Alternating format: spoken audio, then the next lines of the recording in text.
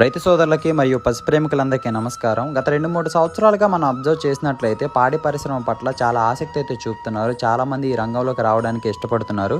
దీనికి రకరకాల కారణాలు అయితే ఉండొచ్చు. ఎక్కువ శాతం మనం ఈ రంగంలోకి రావాలంటే కొన్ని పాయింట్స్ అయితే అబ్జర్వ్ చేయాలి.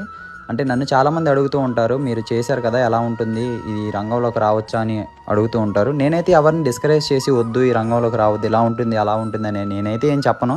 ఎందుకంటే నేను స్టార్ట్ చేసేటప్పుడు కూడా చాలామంది అయితే చెప్పారు నాకు అలాగా. నేను కూడా ఆపోజిట్ పర్సన్కి అలా చెప్తే నాకు వాళ్ళకి తేడా ఉండదు. ఎందుకంటే ఎవరు ఏమవుతారో ఎవరికి చెప్పలేము. కానీ ఈ రంగంలోకి రావాలి అంటే పరిస్థితులు అయితే ఇలా ఉన్నాయి ప్రస్తుతానికి. మీరు ఈ తట్టుకొని నిలబడగలను, చేసుకోగలను అనుకుంటేనే రండి అని అయితే చెప్తాను. ఎక్కువ శాతం వర్కర్ మీద డిపెండ్ అయితే మాత్రం ఏముండదు. స్టార్ట్ చేసేటప్పుడు మీ ఓన్గా అయితే స్టార్ట్ చేయాలి. ఎందుకంటే ఈ ఫీల్డ్లో ఇన్ని ప్రాబ్లమ్స్ ఉంటాయి, ఇలా ఉంటాయి. అవసరమైతే మనం కూడా పని చేయాలి, గొడ్డు చాకరీ చేయాలి, 24 గంటలు నిద్ర లేకుండా అయితే గడపాలి.